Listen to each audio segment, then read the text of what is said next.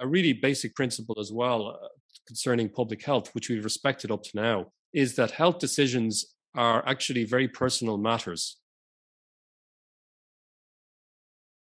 Because health is something that varies across different people. People have different health conditions. Yes. And so it's a very intimate choice that has to be adapted to your individual condition. So just as an example, who are the people who actually end up in hospital with COVID? The vast majority are people who have underlying health problems. According to a recent study posted on the CDC website, for example, 94.9% of all COVID hospitalizations across a group of about 500,000 that they studied were people who had at least one underlying health problem.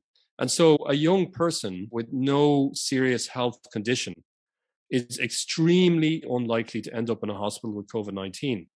And it's just so disingenuous to suggest that, for example, a 35 or 40-year-old with no serious health condition who is unvaccinated is a burden on the health system.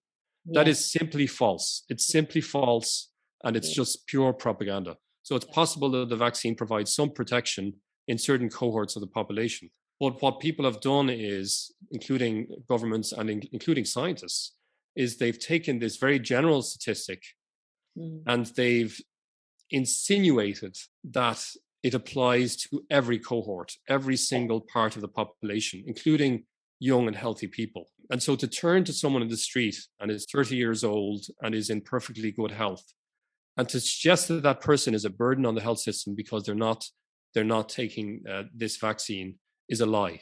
It's a downright lie.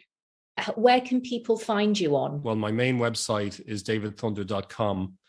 And all of my social media channels can be found on the homepage there. They can also find me on davidthunder.substack.com.